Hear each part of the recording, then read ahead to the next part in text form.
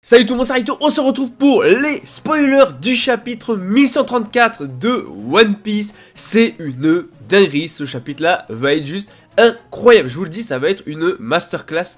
En tout cas, n'hésitez pas à liker la vidéo déjà si elle vous plaît, à vous abonner si vous aimez One Piece. On en parle toutes les semaines, on parle de tous les chapitres, de toute l'actualité autour de One Piece. Et bien sûr, dis-moi en commentaire ton avis, tes théories, tout ça. C'est parti, chapitre 1134, la bibliothèque des hiboux. Alors, première chose, Luffy remercie Sol du coup d'avoir sauvé la vie de Robin. Oui, on peut le remercier et on le remercie tous, c'est le GOAT.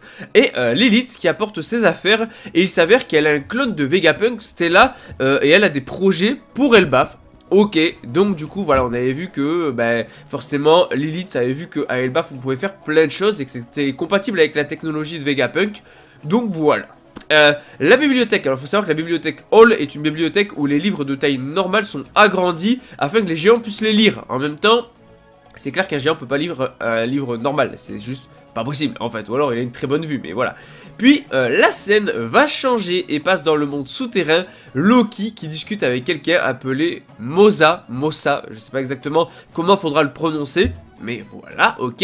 Et attention, attention, on va parler de la plus grosse dinguerie du chapitre, on n'a pas toutes les infos. Changement de scène vers l'étage céleste, la plus haute branche d'Elbaf, donc du coup dans un château. On a d'un coup un cercle magique qui va apparaître et deux personnes vont sortir du cercle. L'une d'elles ressemble à Shanks.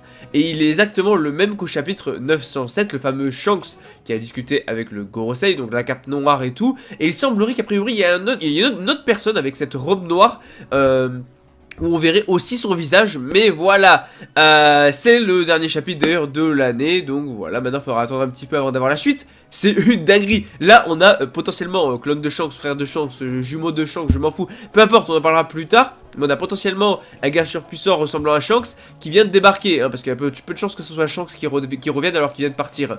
Et là il y a Luffy et Loki aussi sur cet arc, enfin sur cette île là. Imaginez les dingueries, imaginez les dingueries. Bref, en tout cas, on l'oublie pas, One Piece, c'est la vie.